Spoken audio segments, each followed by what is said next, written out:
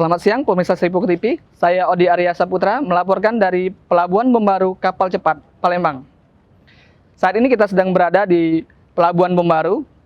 Di belakang kita tampak suasana jembatan Musi 4 dan jembatan Ampera. Saat ini arus lalu lintas di Sungai Musi tampak lengang. Untuk kapal penumpang sendiri untuk hari ini tidak terlihat karena keberangkatan di Pelabuhan Kapal Cepat ini hanya terjadi Senin dan Jumat. Hanya yang terlihat hilir mudik ini hanya aktivitas angkutan sungai antar warga saja, antar ulu maupun ke hilir. Sementara itu angkutan logistik masih tetap terlihat di stasiun bongkar muat di Pelabuhan Pembaru. Untuk Pelabuhan Pembaru sendiri, saat ini penumpang hanya terpantau 100 orang per harinya. Jadi baik dari Palembang menuju Bangka Belitung ada 50 orang dan 50 orang lagi dari Bangka maupun menuju kota Palembang. Bagi para penumpang yang hendak menaiki kapal cepat Jetfoil ini, para penumpang wajib melampirkan melampirkan surat kesehatan, baik tes PCR, swab test, dan rapid test antigen.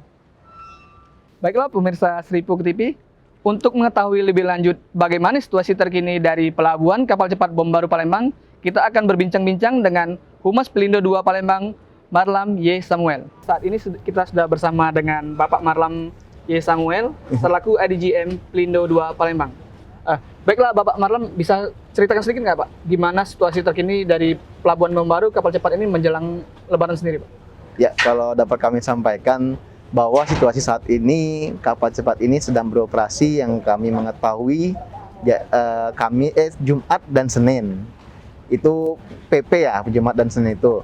Memang direncanakan untuk setiap hari, mungkin dari tim daripada kapal cepat atau perusahaan tersebut ada posisinya pertimbangan lain sehingga saat ini kapal cepat tersebut beraktivitas Jumat dan Senin. Pak, untuk keberangkatan Senin dan Jumat ini apakah sudah lama atau semenjak adanya COVID-19 ini sendiri Pak?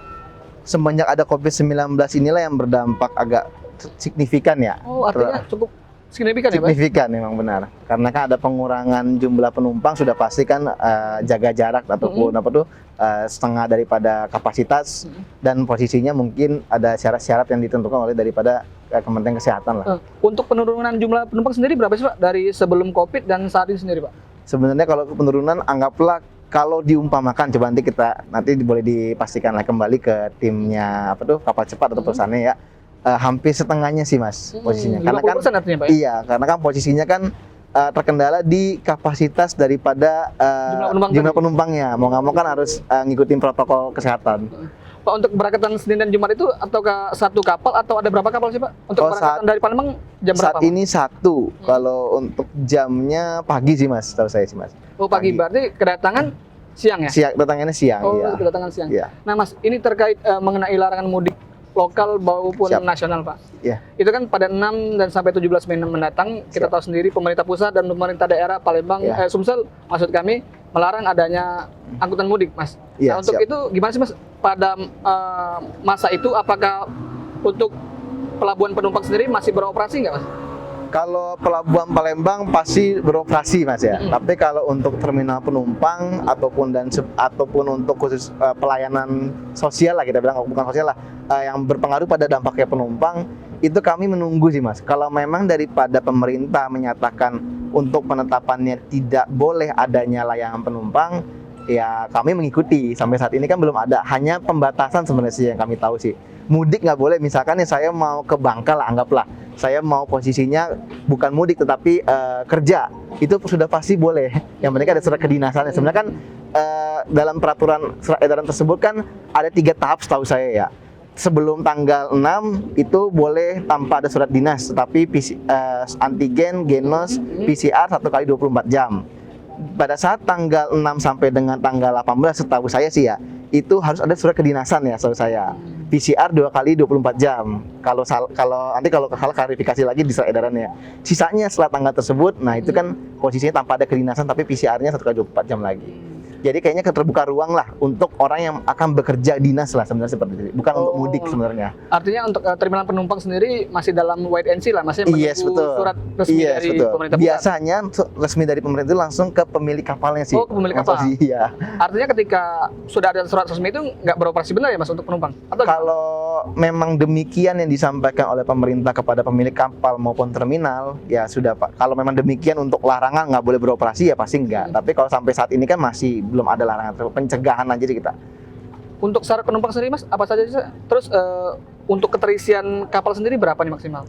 Kalau sampai saat ini sebenarnya Mas ya, kalau rata-rata lah kita ambil rata-rata ya saat ini, yang kalau saya nggak mau ngomong maksimal, karena kan maksimal itu kan ada yang duduk, ada yang berdiri lah kita bilang gitu kan. Anggaplah yang rata-rata yang kami Jumat dan Senin ini, yaitu 50 di Jumat, 50 lagi di Senin. Rata-ratanya ya, jadi Untuk persyaratan sendiri Mas? syarat-syarat itu ya biasalah kita tiketing, yang kedua ada genus antigen atau swab, posisinya satu untuk surat edaran saat ini 1 kali 24 jam. Mas, artinya ketika andai kata ini dilarang mudik untuk penumpang, untuk operasi logistik tetap berjalan ya Mas? Tetap.